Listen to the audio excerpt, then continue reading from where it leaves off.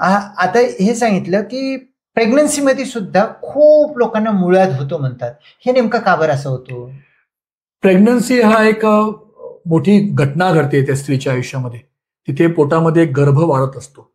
त्या गर्भाच्या वजनाने, गर्भाच्या प्रेशरमुळे ती जेव्हा मागे झोपतं, मागे बसतं, तेव्हा ते रक्तवाहिन्यावर प्रेशर पडतं.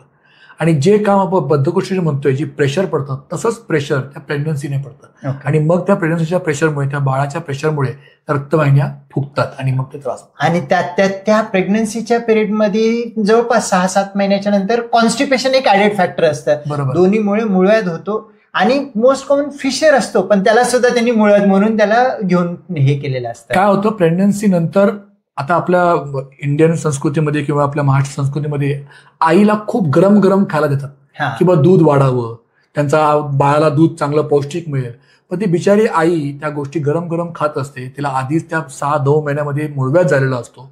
त्यात ह्या गरम गोष्टी, ती जागा तिथे फार चीर पडलेली असते, जागेचा कंट्रोल फार टाईट झालेला असतो. असे पेशंट जेव्हा तपासायला येतात प्रेग्नन्सीच्या वेळी पण आणि नंतर पण, तेव्हा ट्रीटमेंट करणं फार अवघड असतं. कारण त्यांचं मेन एम असतं ते बाळ. माझे पोट दुखते, मला संडासला करता येत नाहीये, तरी पण मी ते खाते कारण मला बाळा दूध द्यायचंय.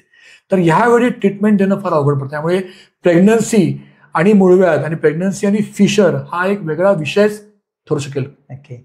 माझं पण एक असं त्याच्याबद्दल असं म्हणणं असतं, प्रेग्नन्सीमध्ये बाळ झालं म्हणून सासूचं एक म्हणणं असते की आता आईला दूध चांगलं यायला पाहिजे. इव्हन आईचं सुद्धा खूप, म्हणजे आपली इंडियन आई म्हटलं तर 2 वर्ष लेकरू मोठं होईपर्यंत स्वतः नाही पण लेकरू आहे असाच विचार असतो. आणि तो आपली संस्कृती आहे, त्याच्यामध्ये काही चुकीचं नाही.